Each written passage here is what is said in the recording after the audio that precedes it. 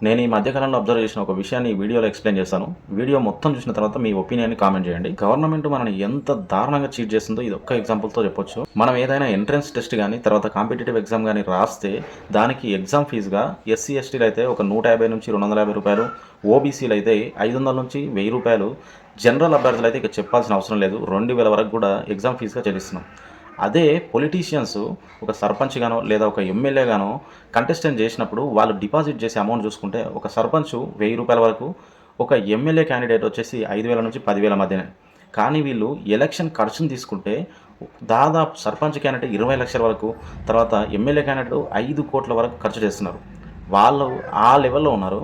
ఇక exam fee pay చేసే students దగ్గరికొస్తే వీళ్ళ తల్లిదండ్రులు కాయ కష్టం చేసి సంపాదించి వీళ్ళు కోచింగ్‌లు అవన్నీ కట్టిన తర్వాత తిని తినక మిగిలించుకున్న అమౌంట్‌ల నుంచి ఎగ్జామ్ ఫీజుగా పే చేస్తున్నారు. సర్పంచ్ గానో, ఎమ్మెల్యే గానో కంటెస్టెంట్ చేసే వాళ్ళు గెలిచిన తర్వాత సంపాదించుకోవడానికే వాళ్ళకు 5,000 తర్వాత రూ. 1,000 మినిమమ్ ఫీజు పెట్టినప్పుడు సంవత్సరాలు కూర్చొని చదివే అసలు డబ్బులు లేని వాళ్ళ దగ్గర నుంచి వేలకు వేలు ఫీజుల రూపంలో వసూలు చేయడం న్యాయమేనా? అలాగే సర్పంచ్ క్యాండిడేట్ గానీ, తర్వాత ఎమ్మెల్యే క్యాండిడేట్ గానీ ఓడిపోతే వాళ్ళు లిమిటెడ్ అమౌంట్ ఆఫ్ ఎలక్షన్స్‌లో ఓట్లు సంపాదిస్తే వాళ్ళకు వాళ్ళ అమౌంట్ రీఫండ్ చేస్తారు. బట్ ఇక్కడ మనం కట్టిన ఎగ్జామ్ ఫీజులనేటివి రీఫండ్ కావు. మనకు ఒకవేళ జాబ్ రాకపోయినా గానీ మన అమౌంట్ మనకు రీఫండ్ కాదు. సో, గవర్నమెంట్ ఇలా ట్రీట్ చేయడం కరెక్టేనా? మీ ఒపీనియన్ చెప్పండి.